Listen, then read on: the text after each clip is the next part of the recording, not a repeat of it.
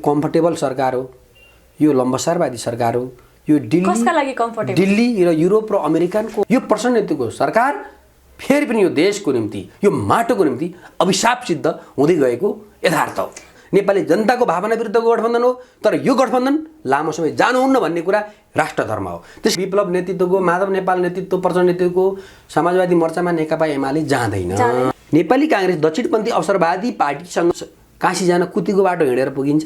ती मात्रै लोकतन्त्र पैसा बुझाएर सांसद हुने, मन्त्री हुने, खरिद बिक्री जो छ नि, यो विकृति यस्तै कायम रहँदा जनताले फालिदिन्छ यो व्यवस्था। नेकपा एमाले सनातन वैदिक सनातन धर्मको विरुद्ध नेकपा एमाले कहिले हुन्छ? नेकपा माओवादी केन्द्रले जातीय राज्य भन्नु हुँदैन भनौँ एमाले। पार्टीमा विदेशी खेताला शक्ति केन्द्रहरूले तयार पारेका साम्राज्यवादका दलालहरू पनि हुन्छन्, उनीहरूले तयार पारेर पठाउँछन् उनीहरूलाई। नमस्कार, ड्र्यागन मिडियामा स्वागत छ। म मुना चन्द। आज हामीसँग हुनुहुन्छ नेकपा एमालेका युवा नेता आरसी न्यौपानेज्यू। आउनुहोस्, मलाई स्वागत गरौँ। स्वागत छ तपाईँलाई ड्र्यागन मिडियामा। हजुर, धन्यवाद। सरकारको गतिविधि या काम होस् या सरकारको कार्य गर्ने शैली होस्, त्यसमा तपाईँहरू जहिले पनि विपक्षमा देखिनुहुन्छ, जहिले पनि सरकारको कटाक्ष नै गर्नुहुन्छ। सरकारले आखिर के गर्यो भने चाहिँ तपाईँ खुसी हुनुहुन्छ? किन सरकारले गरेको हरेक काममा तपाईँ विपक्षमा हुने?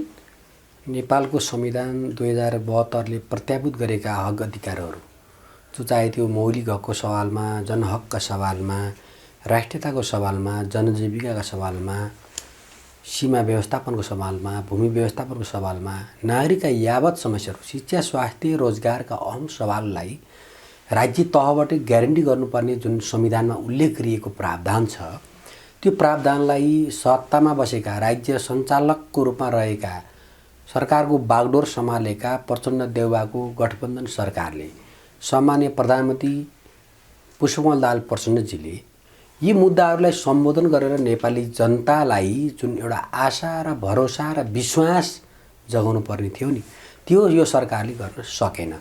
प्रतिपक्षी दलको रूपमा रहेको नेकपा एमाले सरकारले कार्य सम्पादनमा राम्रो गर्न नसक्दा उनीहरूलाई रचनात्मक आलोचना गरेर सही बाटोमा दिशानिर्देश गर्ने धर्म राष्ट्रधर्म प्रतिपक्षी दल नेकपा एमालेको हो।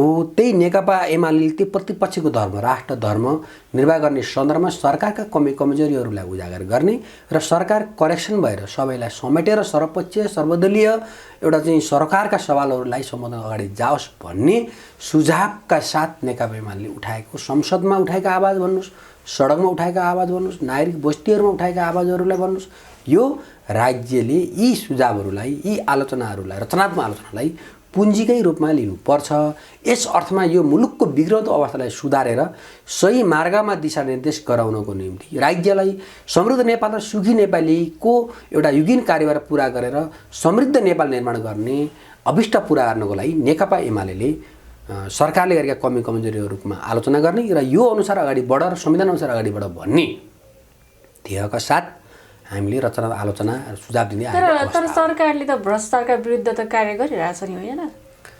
गरेका छ, सुशासन कायम गर्नलाई अगाडि गरेका छ। त्यो हिजो हामीले सरकारले गरेका राम्रा कामहरूको पनि हामीले प्रशंसा गर्छौँ, किन मार्क्सवादले। तपाईँहरू के भन्नुहुन्छ भने गठबन्धन रहँदासम्म देश झन् बर्बादीतर्फ लाग्छ, यो गठबन्धन टुट्नै पर्छ, गठबन्धन देशका हितमा छँदै छैन भन्नुहुन्छ तपाईँहरू? छैन, यो कम्फर्टेबल सरकार हो, यो लम्बसारवादी सरकार हो, यो कसका लागि कम्फर्टेबल? दिल्ली र युरोप र अमेरिकनको रणनीतिक स्वार्थ पूर्ति गर्नको निम्ति, एमसीसी कार्यान्वयन गर्नको निम्ति, राष्ट्रघात गर्नको निम्ति उनीहरूले, शक्ति राष्ट्रले, इन्डो पश्चिममा सांस्कृतिक साम्राज्यवादले आफ्नो रणनीतिक स्वार्थ पूर्ति गर्नेको निम्ति प्रचण्ड र शेरबहादुर उनीहरूका अनुकूलका पात्र हुन्।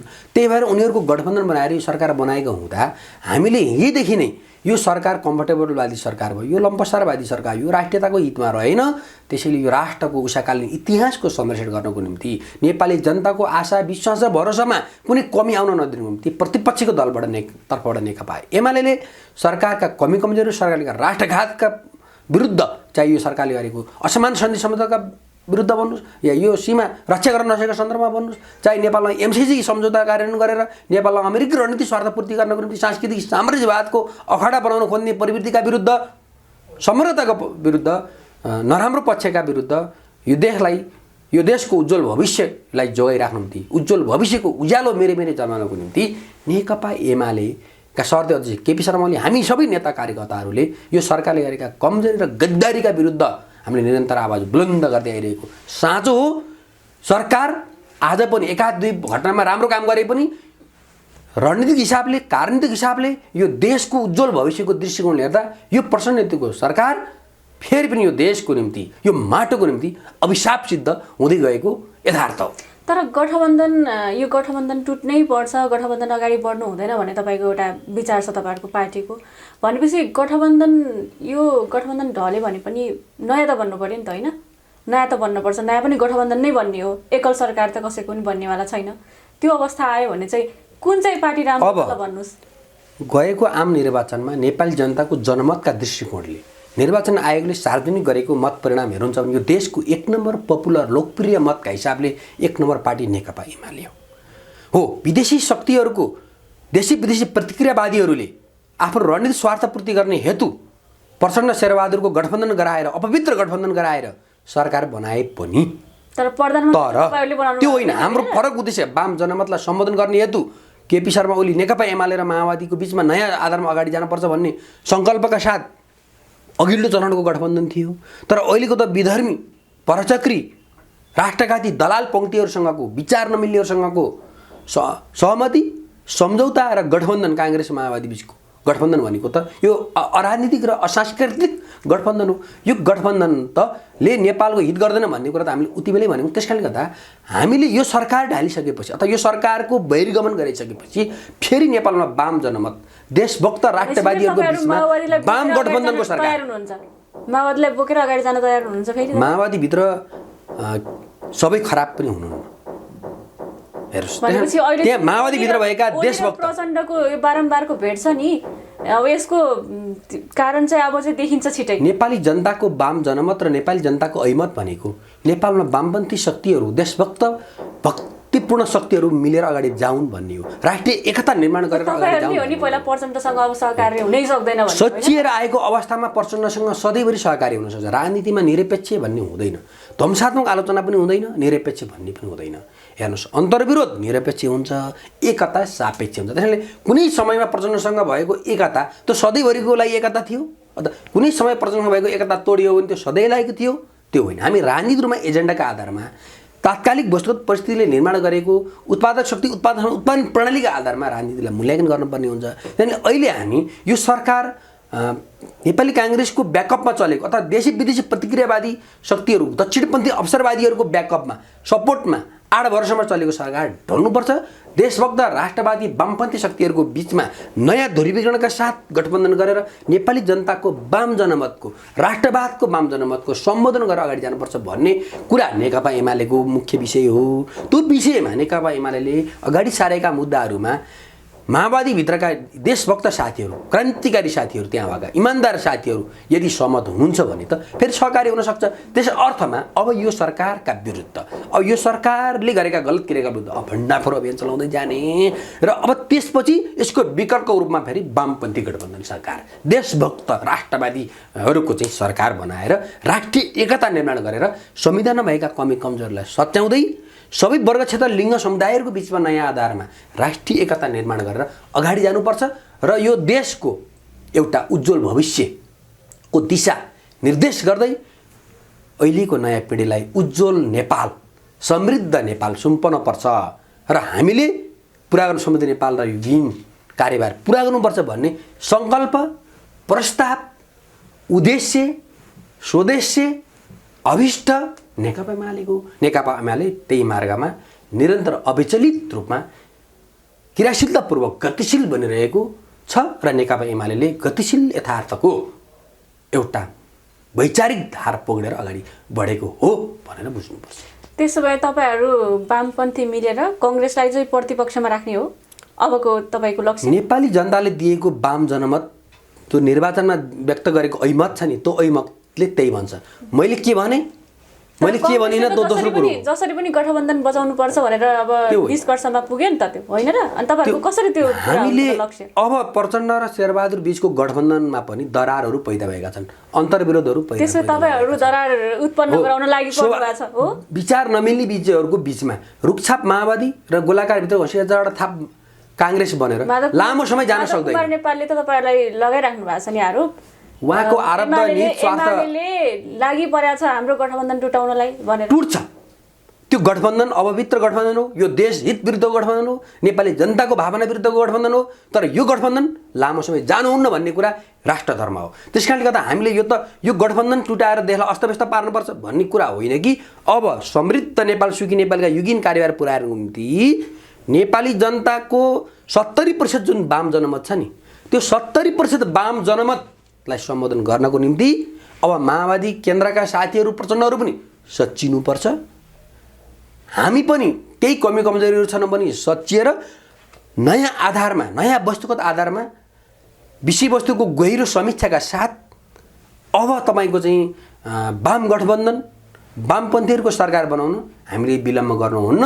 नेकपा एमालेका सर्दै अध्यक्ष केपी शर्मा ओलीको नेतृत्वमा वाम सरकार बनाउन हामीले ढिला गर्नु हुँदैन भन्ने कुरा मैले भनेको कुरा होइन, यो नेपाली वाम जनमतको अभिव्यक्ति हो, नेपाली जनताको भावना हो। यही भावनालाई सम्बोधन गरेर जानको निम्ति हामीले एउटा बहस र पैरवी गर्दै आइरहेको अवस्थामा हामी सच्चिएर नयाँ आधारमा अगाडि जानुपर्छ। जहाँबाट गल्ती भएको हो त्यहीँबाट सच्चिएर अगाडि जान तयार हुनुपर्छ। त्यसको निम्ति प्रचण्डजी निस्वार्थपूर्तिको निम्ति पश्चिमा सांस्कृतिक साम्राज्यवादको रणनीतिक स्वार्थपूर्तिको खेताला बनेर कति दिन तपाईँ दिन कटाउनुहुन्छ। अब तपाईँ ती कमी कमजोरीबाट सच्चिएर ब्याग गुनुहोस्। अस्ति भर्खर माओवादी केन्द्रको केन्द्रीय समितिको बैठकमा प्रचण्डलाई प्रधानमन्त्रीबाट राजीनामा दिएर वाम गठबन्धनको निम्ति अगाडि बढ भनेर त्यहाँका सिसिएमहरूले, बहुमत सिसिएमहरूले प्रचण्डलाई दबाब दिनुभएको छ।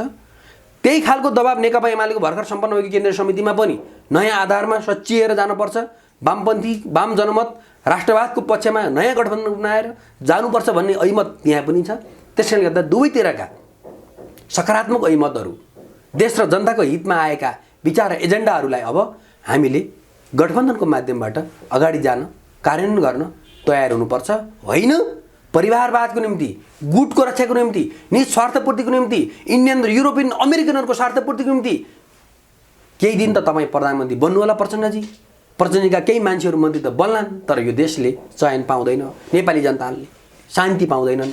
त्यसैले शान्ति प्रक्रियाका यावत मुद्दाहरू सल्टाउनको निम्ति, शक्तिनिहरूबाट मेलमिलापका कुराहरूलाई पनि सही ढङ्गबाट व्यवस्थित गरेर अगाडि जानको निम्ति अब नेपाली काङ्ग्रेसलाई पनि प्रतिपक्षमा राखेर उसलाई पनि विश्वासमा लिएर माओवादी केन्द्र र नेकपा एमाले लगायतका देशभक्त शक्तिहरूको बिचमा सहकार्य गरेर अगाडि जानुपर्छ।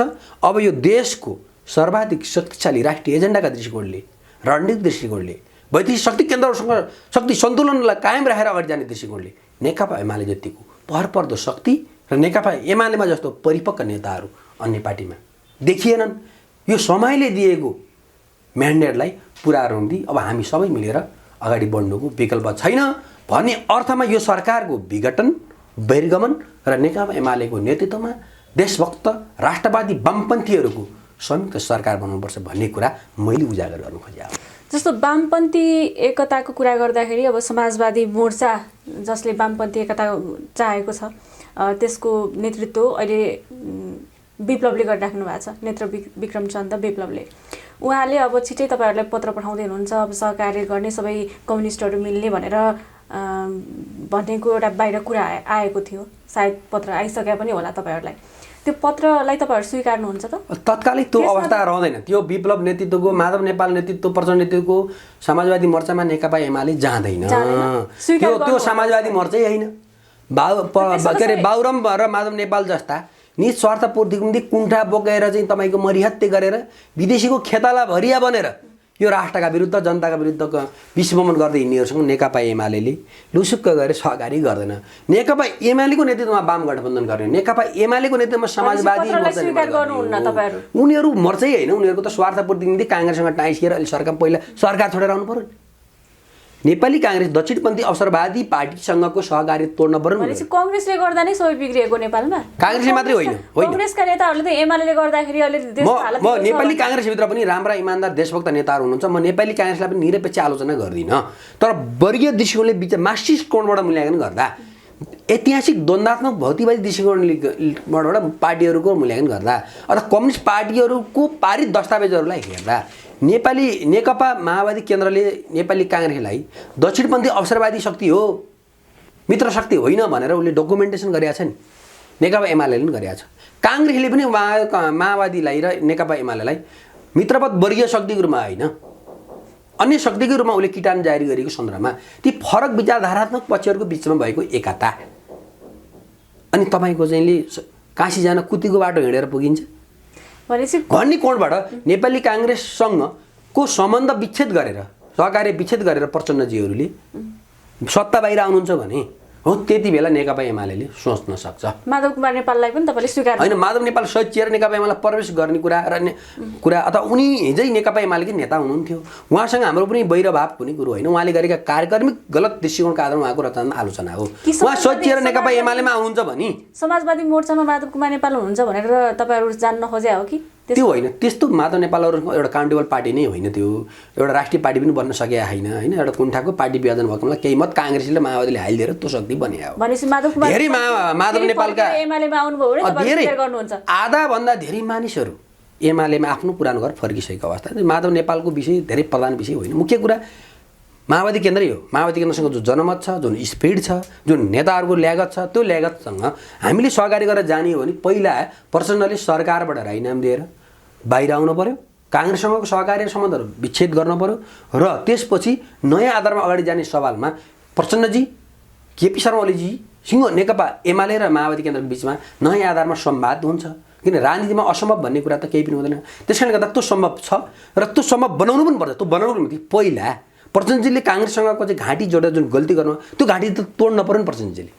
प्रचण्डजी सच्चिनु पर्यो नि। पहिला सच्चिएर राजीनामा गरेर बाहिर आइसकेपछि अब नयाँ आधारमा जाने र त्यसको निम्ति अब नयाँ नेतृत्व वामपन्थी गठबन्धन गराएर दुवै पार्टीका नयाँ नेतृत्वहरूलाई, नयाँ जेनेरेसनलाई के अरे पार्टी को अथवा सत्ताको नेतृत्व हस्तान्तरण गरेर पनि जान सकिन्छ, उहाँहरू अभिभावक बन्न पनि सकिन्छ। अथवा तत्काललाई ओलीजी प्रधानमन्त्री बनेर अथवा प्रचण्डजी एउटा चाहिँ सरकार गठबन्धन सरकारको एउटा संयोजक बनेर पनि जान सकिन्छ। त्यसैले अब नयाँ आधारमा जानुपर्छ। यस्तो हिसाबले अब लामो समय मुलुक राजनीति थेक्न सकिन्न। मुलुकमा आर्थिक अनुशासनहीनता छ, अराजकता छ, शान्ति सुरक्षा छैन, बेरोजगारी छ, अशिक्षा छ, रोग छ, गरिबी छ, युवाहरूले नेपालमा भविष्य नदेख्ने स्थिति बनेर सारा +2 पुस्ताहरू बाहिर जाने अवस्था बनिरहेको छ। व्यापार व्यवसाय बन्द, टाटपटर सबै सटर डाउन छन्। पैसा अहिले तपाईँको सरसपाट खोजौँ भनौँ कसैसँग पैसा छैन, आर्थिक मन्दी छ।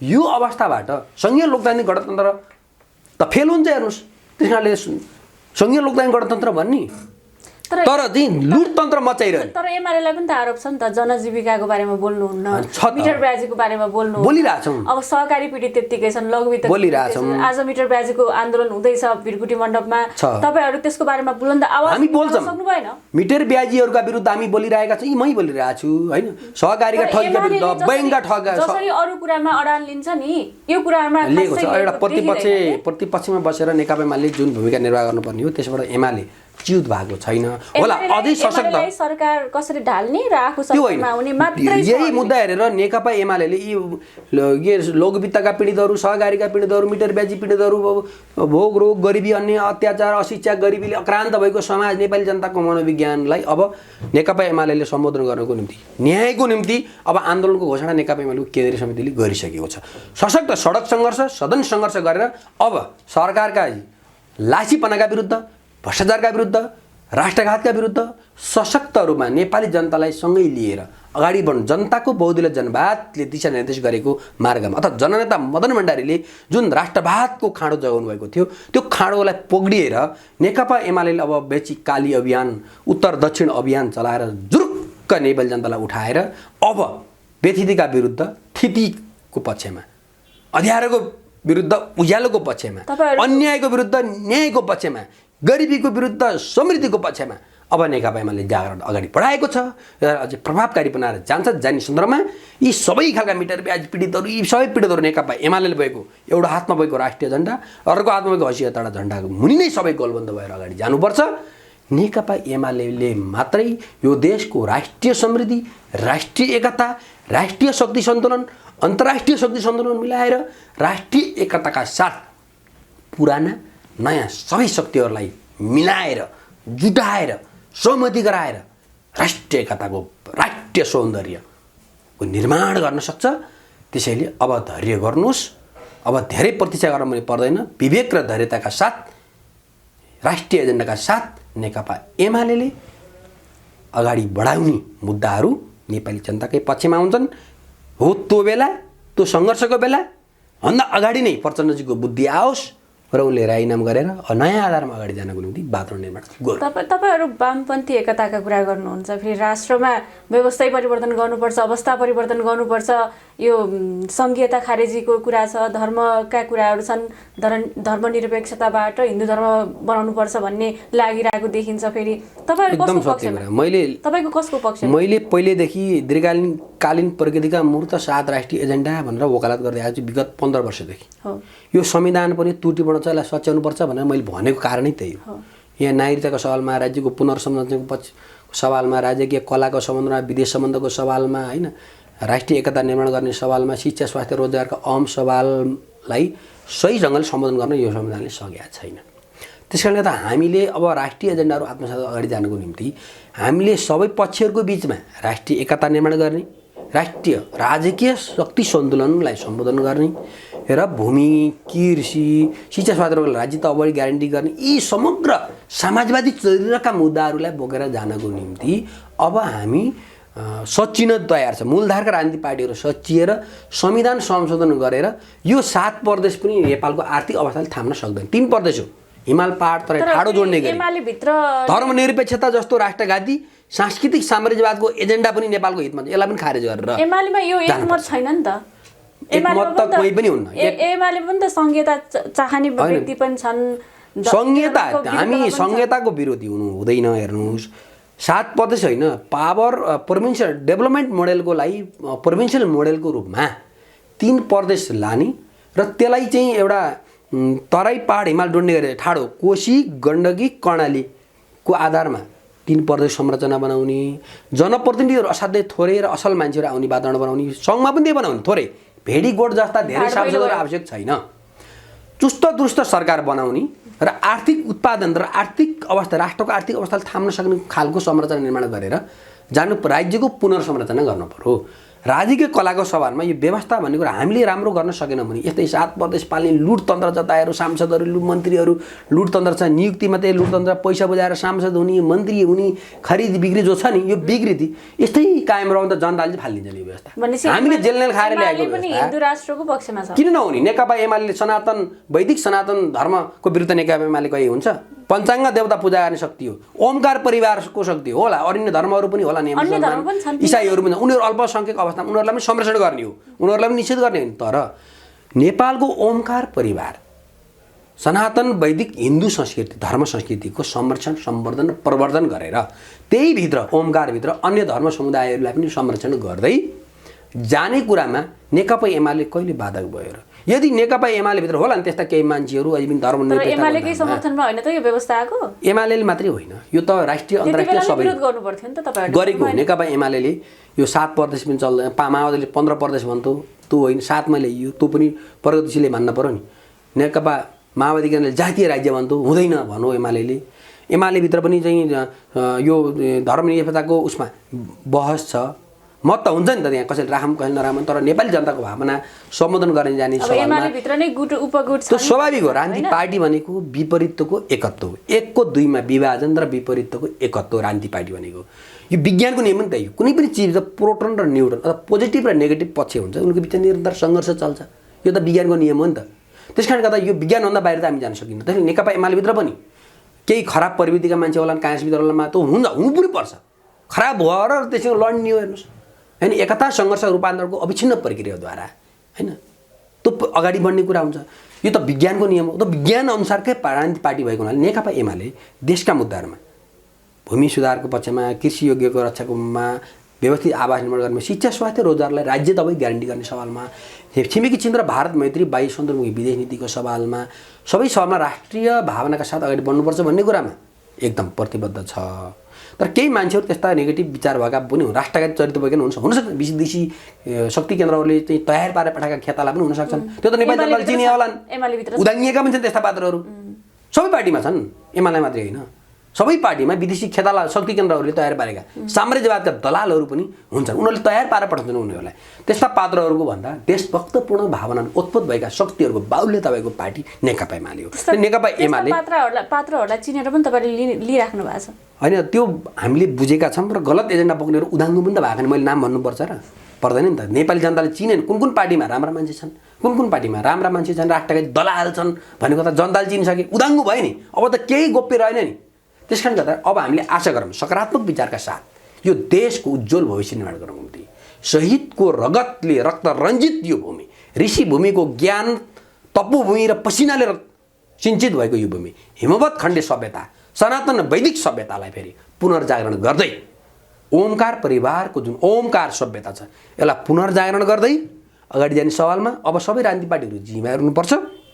नेकपा एमाले पनि जिम्मेवार हुन्छ छ नै, र अब पनि छलछाम र षड्यन्त्रको राजनीति गरेर निज स्वार्थपूर्तिको राजनीति गर्छु भने कसैले चाह्यो र फेरि पनि हामी सचिएनौँ बेलामा, अब पनि हामी सचिन तयार नहुने हो, अब पनि मेरै गोरुको बारे टक्का भनेर मेरै डम्फु बजाएर हिँडिरहने हो भने तपाईँले भन्नुभयो जस्तै नेपाली जनता वाक्क दिक्क भइसकेका छन् र भोलि नेपाली जनताले फेरि यस्तै अवस्था रह्यो, दलको नेताहरूको यस्तै प्रविधि रह्यो, क्रमभङ्गको प्रक्रियामा गएर जनताको भावनालाई सम्बोधन गरेर जान्छ, संविधान सम्बोधन गरेर राष्ट्रिय हित अनुकूलको नेपाली माटो सुहाउँदो राजनीतिक व्यवस्थालाई सम्बोधन गर्न जान तयार भएनन् भने फेरि यी नेताहरूको मटियामेट हुन्छ र सच्चिन नसक्ने दलहरूको पनि प्रजा परिषद गोर्खा परिषद जस्तो मटियामेट हुन नि सक्छ। तर यो भूमि, यो राष्ट्र, यो जनता, यो सनातन सभ्यता ओमकार सभ्यता रहन्छ।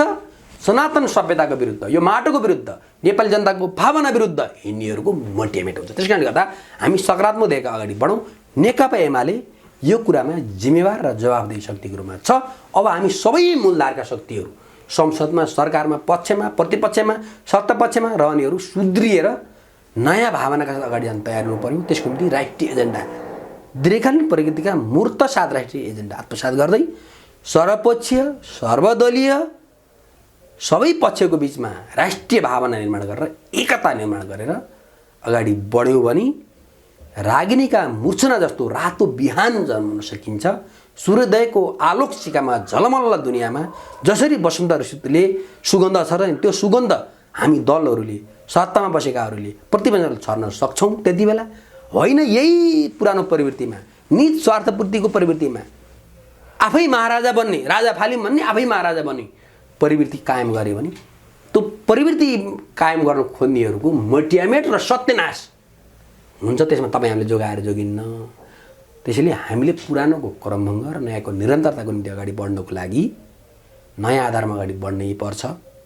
शहीदहरूले, अग्रजहरूले, ऋषिकाहरूले दिग्दर्शन र मार्गनिर्देश गरेको सभ्यता र चाहिँ राजनीतिक प्रणाली विचारलाई इमान्दार आत्मसात गरेर साँच्चीकै जनताप्रति जिम्मेवार जवाफदेही बनेर, गरिब दुखी जनताप्रति इमान्दार बनेर, आधारभूत वर्गहरूप्रति, सीमान्तकृत वर्गहरूप्रति जिम्मेवार भएर, यो माटोप्रति जिम्मेवार भएर गयौँ भने यो मुलुकको उज्जवल भविष्य छ र मुलुकलाई राम्रोसँग अगाडि बढाउन सकिन्छ भन्ने कुरा हो। यसमा तपाईँ हामीहरू सबै मिलेर राष्ट्रिय भावनाले उत्पोत भएर अगाडि बढौँ। असम्भव भन्ने कुरा केही छैन। हवस् त, तपाईँको महत्त्वपूर्ण विचार र समयको लागि हार्दिक धन्यवाद। हस्, अवसरको लागि ड्रागन मिडिया तपाईँहरू बहिनीहरूलाई धन्यवाद छ।